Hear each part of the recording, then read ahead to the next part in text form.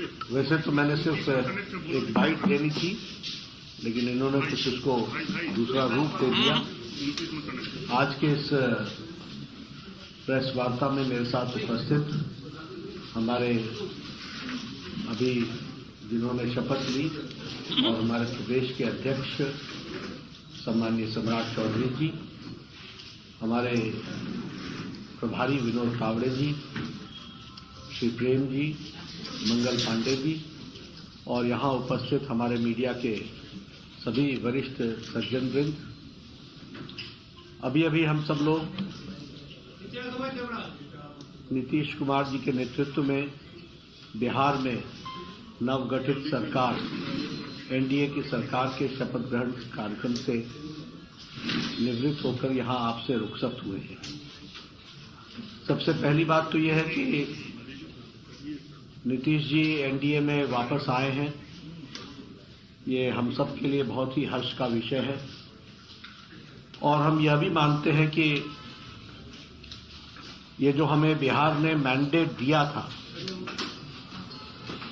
वह mandate NDA को दिया था और जेडीयू का भी और नीतीश जी का भी नेचुरल अलायंस वो एनडीए ही है। इसलिए ये हम सब के लिए हर्ष का विषय है कि उनका वापस आना ये बिहार के लिए और एनडीए के माध्यम से बिहार के विकास के लिए ये एक सुखद समाचार भी है और हम सब के लिए हर्ष का विषय है। यह भी ऑन रिकॉर्ड है कि जब जब एनडीए की सरकार आई है तब बिहार में स्टेबिलिटी और विकास की गति ने नई छलांग लगाई है। अगर हम देखें तो चाहे इंफ्रास्ट्रक्चर हो, चाहे एजुकेशन का सेक्टर हो, चाहे हेल्थ का सेक्टर हो या लॉ एंड ऑर्डर सिचुएशन हो, सभी मामलों में जब जब एनडीए ने लीड किया है और एनडीए की सरकार आई है तो बिहार हमेशा विकास की गति को एक अपने आप में गति मिली है और इसमें भी कोई दो राय नहीं है कि वर्तमान परिस्थिति में लॉ एंड ऑर्डर एक तरीके से चरमरा रहा था। आज जब भारतीय जनता पार्टी के साथ और एनडीए का अलायंस बनता है तो स्टेबिलिटी आती है और उसी से लॉ एंड ऑर्डर को कंट्रोल करने में एक बहुत बड़ा एक अहम भूमिका भी रहती है। प्रधानमंत्री मोदी जी के नेतृत्व में अब ये डबल इंजन की सरकार में उन्होंने जो निश्चय लिया है उसके बहुत ही अच्छे प्रमाण और अच्छे प्रभाव बिहार की दृष्टि से होगा, ऐसा हमारा विश्वास है। साथ ही साथ प्रधानमंत्री मोदी जी के नेतृत्व में आने वाले समय में बिहार लोकसभा में स्वीप करेगा और एनडीए स्वीप करेगा और विधानसभा के चुनाव में भी एनडीए की सरकार बनना निश्चित रहेगा, ये हम महसूस करते हैं। जहां तक इंडिया अलायंस का सवाल है,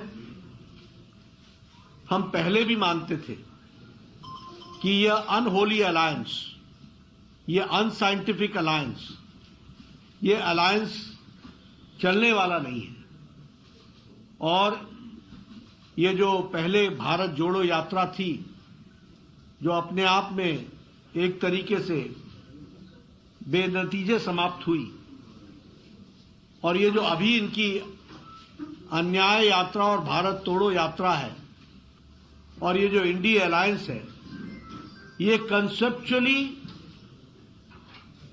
फेल कर चुका है। बंगाल में इसको ममता जी ने अच्छा पलीता लगाया, पंजाब में जो हो रहा है वो हम सब देख रहे हैं और बिहार में जो हुआ है वो स्पष्ट रूप से बताता है कि इंडिया अलायंस, जो ये अलायंस था, वो कॉन्सेप्ट वाइज भी और धरती पर उतरने से पहले ही यह बिफर गया है और बिखर गया है। और यहां यह भी मैं कहना चाहता हूं कि ये इंडिया अलायंस कोई और अलायंस नहीं था, ये अलायंस परिवार बचाओ अलायंस था। ये अलायंस प्रॉपर्टी बचाओ अलायंस है। ये अलायंस जिन लोगों ने भ्रष्टाचार किया है उनका जमावड़ा है, और ये अलायंस तुष्टीकरण को बढ़ावा देने वाला अलायंस है। और आज भारत की जनता प्रधानमंत्री मोदी जी के नेतृत्व में ज्ञान की ओर आगे बढ़ रही है। गरीब कल्याण, युवाओं का उत्थान, अन्नदाता के साथ आगे बढ़ने का निश्चय और नारी शक्ति को सशक्त करना, इसके तरफ मोदी जी के नेतृत्व में देश आगे बढ़ रहा है। इसलिए इंडिया अलायंस का जो हुआ है वो आप सबके सामने है। मुझे पूरा विश्वास है कि बिहार में ये जो सरकार एनडीए की बनी है नीतीश जी के नेतृत्व में, इसमें स्टेबिलिटी आएगी। इसके कारण विकास को नई गति मिलेगी। डबल इंजन की सरकार पूरी ताकत से बिहार को आगे बढ़ाने में सक्षम रहेगी और एक लंबी छलांग लगाने की तैयारी है। और इसके साथ साथ सबका विकास, सबका विश्वास, सबका प्रयास और सबका साथ, इसको लेकर के चलने वाला ये जो मंत्र है, इसको हम आगे बढ़ाने वाले हैं। इसलिए उज्जवल विकास के लिए और उज्जवल बिहार के लिए ये जो नई सरकार एनडीए की बनी है, मुझे पूरा विश्वास है कि ये एक उज्जवल बिहार को बढ़ाने में सक्षम रहेगी, ऐसा मेरा मानना है। धन्यवाद। लगता है लोकसभा चुनाव में सब कुछ अच्छा रहेगा, क्योंकि 2019 में 39 सीटें जीती थी आप लोगों ने। नाराजगी थोड़ी बहुत किसी को लेकर दिखी थी जनता की। हम स्वीप करेंगे लोकसभा का चुनाव। बिहार में हम सभी सीटें जीतेंगे। बहुत बहुत